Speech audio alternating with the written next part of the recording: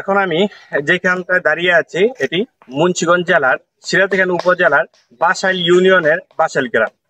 2 দিন পরেই বৈশাখী মেলা।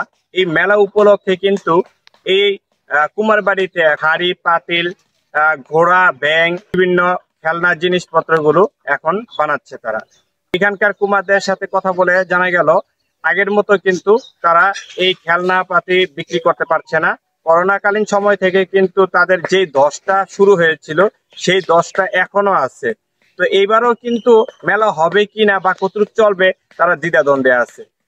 এইখানকার আমরা অনেকগুলো কুমারদের সাথে কথা বললাম। তারা অনেকেই এই ব্যবসা থেকে কিন্তু সরে গিয়ে বিভিন্ন স্বর্ণ বা অন্যান্য ব্যবসায় চলে গেছে।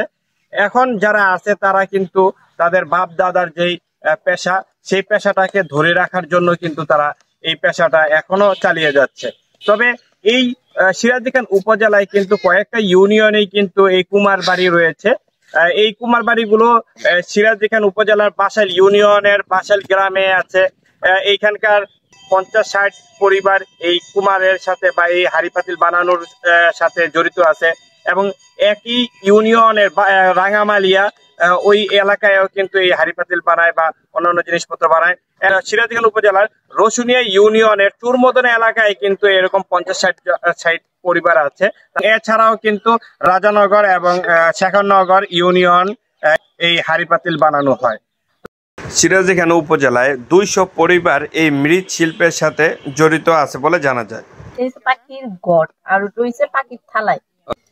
এটা একদিনে কয়টা বানাইতে পারেন? একদিনে 50-60-50টা। এগুলো কত করে বিক্রি করে এখন? 20 টাকা কইরা। 20 টাকা করে। এটা কি সাইজ আছে না আবার ছোট বড় তো সাইজেরই আছে? সাইজ কত আছে? ছোট আছে, বড় আছে, মাঝারি আবার একটু ছোট। ওই যে এটার কি এই যে একটা আছে পটারিটা তো বানাই না মহিলারা পারে না। মহিলারা দাঁড়ে দাঁড়ে তো করতে হয়, বুঝছে, মহিলারা পারে না। এই যে আমরা এই যে তারপর এটা শুকানোর পরে কাটবেন না মুখটা? আছে ওই যত আছে। আচ্ছা আছে ওই নামাদের দেখছেন।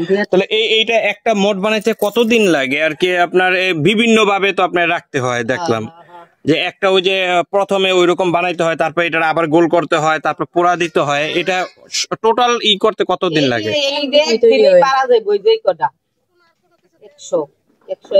যেমন এখন এই যে উপরে এইটা লাগাইতেছেন, হ্যাঁ, কিন্তু ওই যে ওইটা বানাইছেন না আরেকদিন বানান যাইব। ও বানান যাইব, শুকানো যাইব।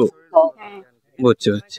আজকে বানান যাইব 100, বুঝছেন? হ্যাঁ হ্যাঁ। এই যে এইটা দিয়ে আবার এইটা এই যে এইটা দিব, দিয়ে আবার কান্দা দিব। আর এই দুইটা সেট করব।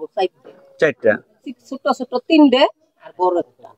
এই তারপর আবার পোড়া দিতে কতদিন লাগবে? কতদিন কি মানে যে 1500 হইলে, হ্যাঁ, সেই মনে করি 15 দিন পর 20 দিন পর আমরা আবার এই যে আছে এই যে কুইন, হ্যাঁ, ওটার মধ্যে সাজানোর পরে তারপরে ওইটা আবার মাটিতে ঢাইকা ফেলবেন। মাটিতে ঢাইকা তারপর নিচ দিয়ে আগুন দিবেন। আগুন দিলে এটা পোড়া পোড়া হইব। কতদিন লাগে এই পোড়া পোড়াটা? কতদিন না, মাত্র 5 ঘন্টা লাগে। 5 ঘন্টা? ও 5 ঘন্টা হয়ে যায় শেষ, তারপর বিক্রির উপযোগী। আচ্ছা।